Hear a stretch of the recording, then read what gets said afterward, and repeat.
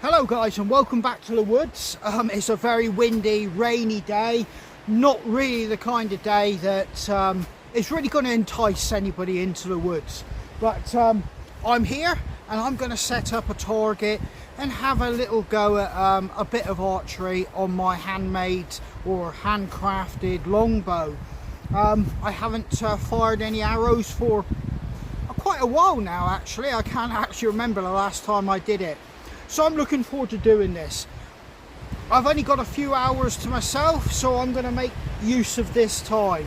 And strangely, even though the weather conditions are extremely poor, I just feel a little bit more uplifted just walking into this woodlands and knowing that I'm going to gain some, well, pleasure from just putting a few arrows down range into a target. My bushcraft shelter is indeed in need of repair. I've just checked it over and I can see something is actually climbing on it, not only just landing on it now. But I'm not here to do that today. I'm going to wait for a better, more enjoyable day weather-wise to do that. So I'm going to set up and let's get some arrows down range.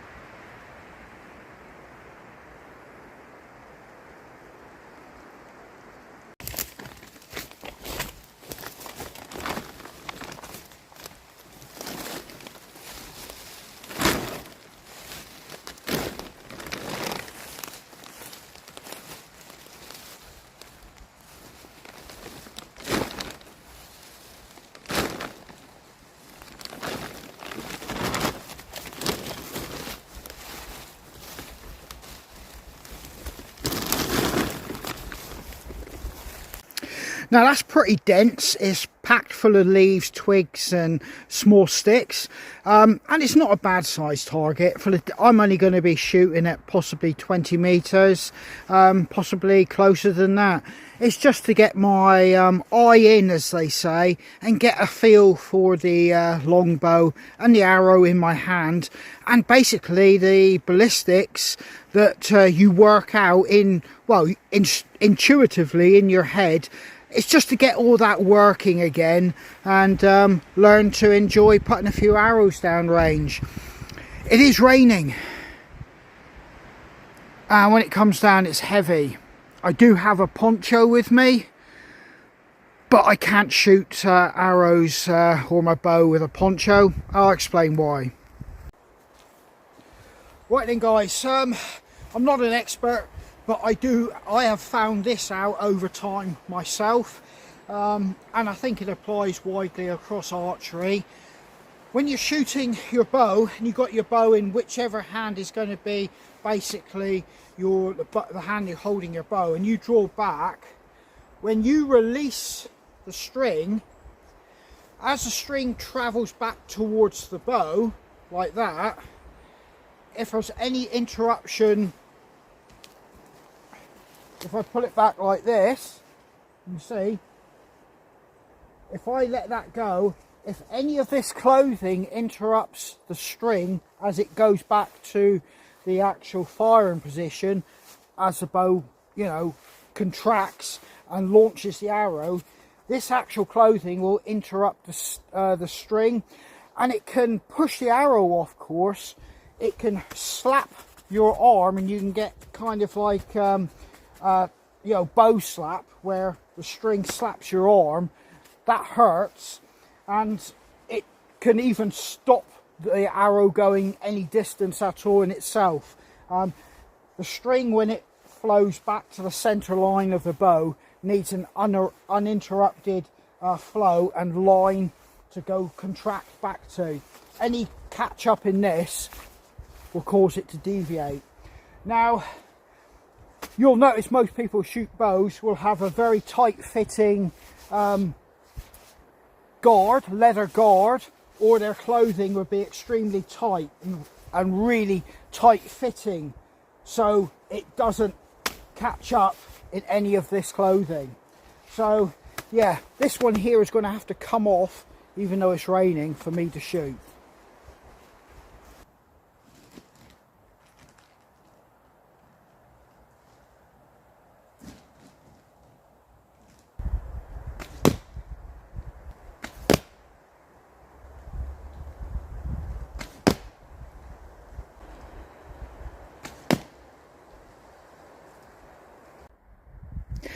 Well, I instantly really kind of enjoyed that, a real sense of fun and well, pleasure out of loosing those 4 arrows.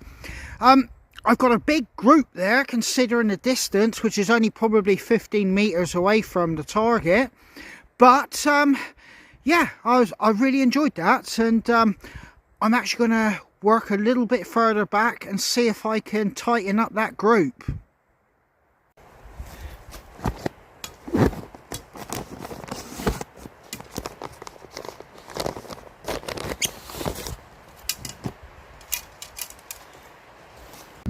Now, just going back that extra like 5 meters or possibly a little bit more, the actual grouping opened up to a stupid amount of distance, and I'll let you have a look. The reason I'm not ashamed of it is quite simply because I don't do enough of it, and it's like everything, you've got to keep on top of it. And that's why my ancestors in this country were forced by law on a Sunday to practice their archery, so obviously they could go away and fight for the country when called upon. And this is a classic example. If you do not shoot regularly, well, these are the results that you get. But it's still enjoyable, although I'm laughing at myself because yeah, it is a terrible spread. So there you go. I've got one that fell short, one that hit dead centre mass, one that passed through the top and into the moss there, and then I've got a total flyer that's stuck into a slightly rotted part of the tree there.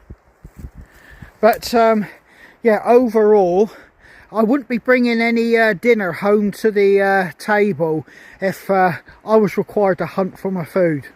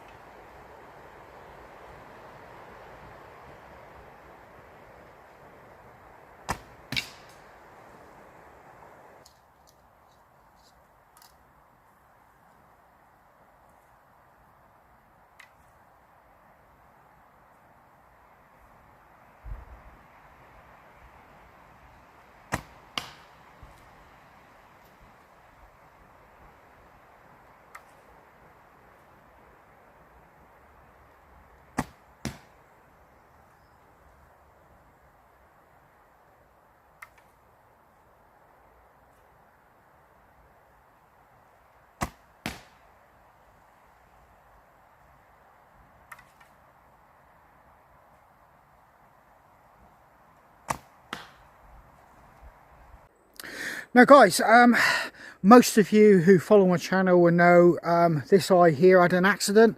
I'm blind in it. That's a story, I'll talk about that in a minute. But it's forcing me to shoot with this eye, which isn't my traditional shooting eye, and on top of that I'm having to adjust my point of aim well off centre where it would normally be to even get it remotely near the target. And I'm still kind of figuring all that out. I'm just grateful that I can still shoot. But somebody did mention, why don't I shoot with my other arm, making it, this would become my shooting eye. Well, the problem I have with that is, if you shoot bows, and this bow is pulling about 65 fully jacked up, I run it at about 50, and that's for an average guy. Once you shot it 50, 60 or maybe 70 times, shot through the bow over a period of time, you're going to suffer some degree of physical stress, and as you bring it up to aim, you will be wobbling like that, because quite simply all the muscles in your shoulder and arm will be exhausted through that strenuous exercise, because that's a lot of draw weight. So you can only imagine what the you know, archers of years gone by who were pulling like 120 pound bows, the amount of upper body strength they would have. That's why they trained. But for me, as an average guy in the modern age, after I've fired about 60 or 70 times through a bow of this, you know, draw weight, I'm beginning to feel it, and I might as well not bother, because my aim is like this. I've got shake due to the fact of fatigue, and I need to rest. So yeah, bringing me on to what I just said just a minute ago. So if I drop over to my non-dominant arm, which I have tried after that comment, there is occasions I can't even draw it back on that arm. It would take me a lot of working out and a lot of trying to adjust the shoot to that side, and I don't have the upper body strength for this arm to become my dominant shooting arm. So yeah, I'm stuck with what I've got, and as you can see, it's not brilliant, but I'm having fun, and I'm at least getting arrows in the rough direction of where I want to shoot. But I can clearly see I haven't practiced enough over, well, the weeks and months. I mean, it's got to be months since I put some arrows down range. I can't remember, like I said. So yeah, I'm going to get a few more down.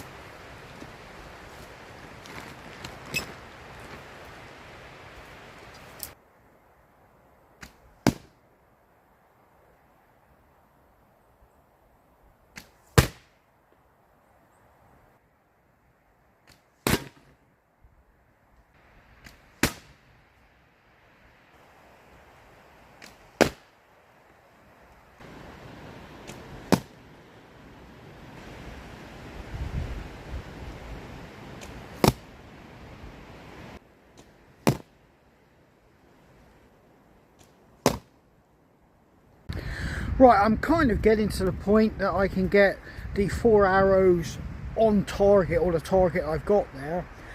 That might not sound spectacular, but it was going in reverse. I was getting less and less on the target, and I've had to remind myself and instill it into my brain to bring my arrow back off the center plane a bit more to compensate for the amount of distance. What was my shooting eye to this one? I've got that much distance I've got to compensate for. So instead of my bow being up like that, I've got to canter it down, so my aiming point, the middle point, is drifting back as well. Yeah, I'm getting there slowly. Yeah, and that's my last 4. The group is not spectacular, but I'm getting all 4 back on target again.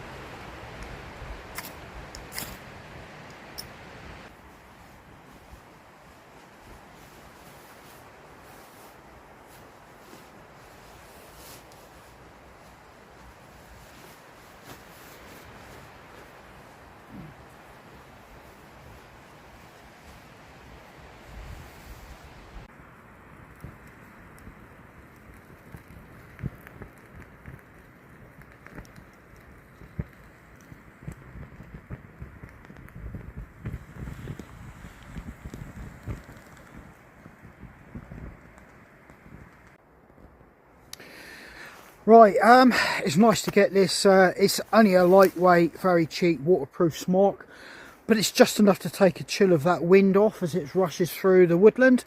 But I'm doing a coffee now, and it's almost become ritualistic for me to have a coffee in the woods.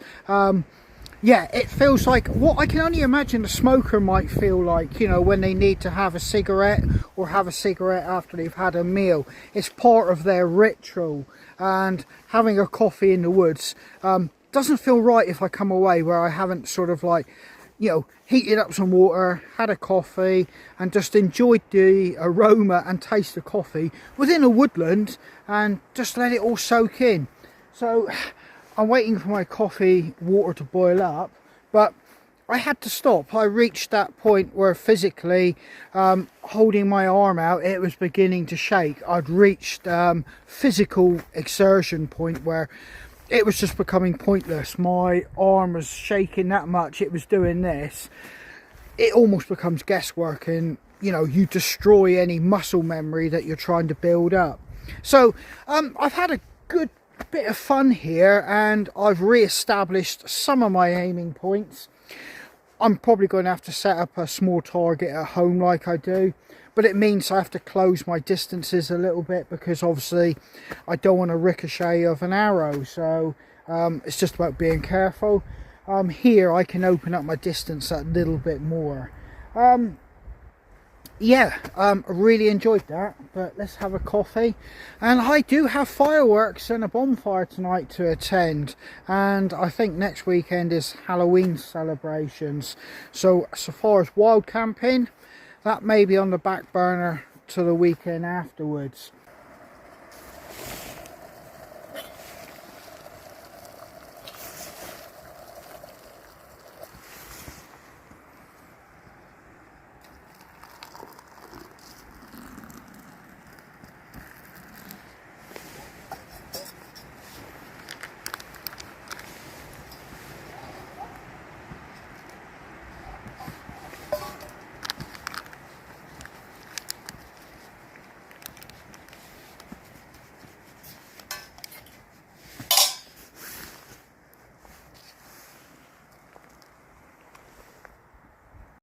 A little bit of sun there.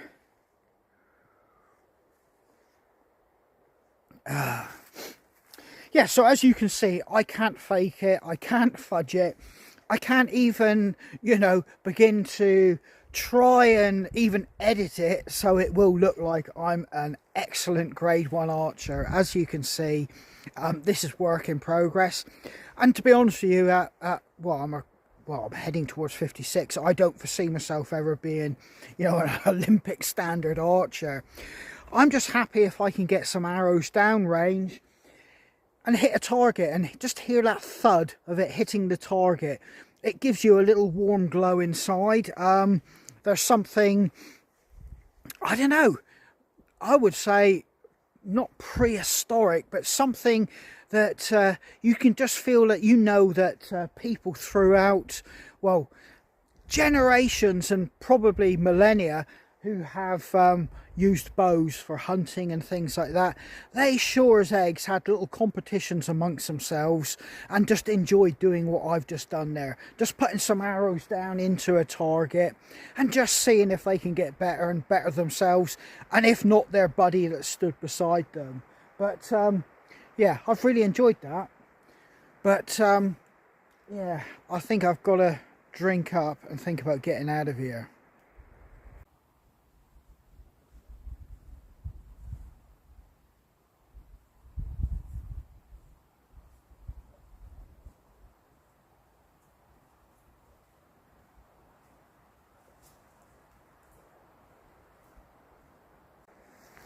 Now I think that's quartz, but there is loads of it in this forest. Loads of it. Now, not too far from where I've been doing a spot of archery, there is a Iron Age and Bronze Age burial chamber or cairn. Now, they definitely would understand what I was doing there, and that's what the point I was trying to make. When you pick up a bow and launch a few arrows, you can really feel the weight of history on what you're doing.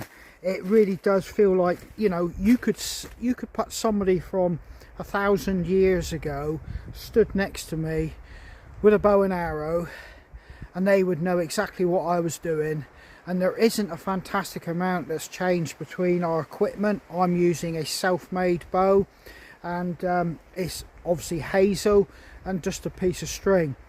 Well, it's not a compound bow or the sophisticated bows that you can get carbon fibre and all that, but definitely they would be able to look at my equipment, probably pick it up and shoot it a lot better than I could. But yeah, that's what I like about it. You can feel history every time you pick it up. Now, I did mention about my eye, and it's been a year now, and basically I had a date for a pre-op, which was, I'd say, probably over a month now. I went and had all my checks done, like you do. Blood pressure, heart, you know, everything they go through, everything. Looked at my medical record, sat me down and started explaining to me, well, we think you're fit enough to go through with this operation. And I thought to myself, that's very good. And they went through all my, you know, statistics on paper.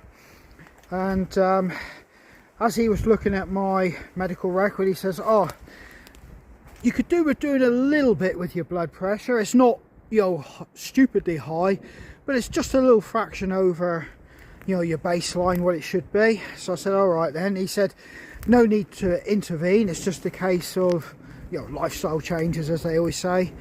And then cholesterol, he said, well, your last cholesterol, getting my words mixed up, cholesterol check, he said to me that you're just a fraction over from where it should be, but nothing to worry about, but down to those lifestyle choices change and everything like that. So, but he said, yeah, in general, yeah, you're okay for a bloke your age, and yeah, you're good to go for this operation. Well, then came to the big crunch. All right, so I'm having the pre-op. You kind of expect it within weeks of a pre-op. I've been told it could be sort of anything up to another 3 or 4 months. So apparently there's emergency cases in front of me. Bearing in mind I'm already a year in, so you know, you can imagine I'm a little bit disappointed with that scenario, but I'm guessing, you know, I'm not the only one with this kind of story in the UK. In any case, I'm going to push on out of here.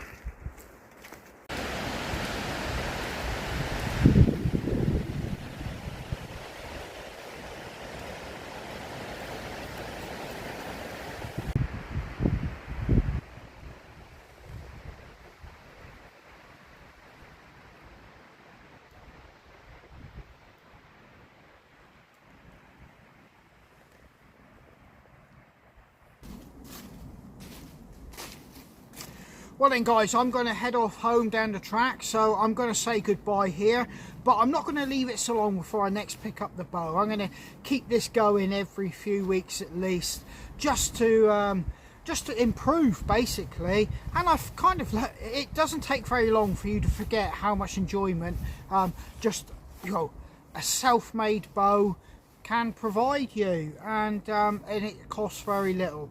But I've thoroughly enjoyed it, but I've got to make my way home. So take care, stay safe, and I hope to catch you guys on the trail.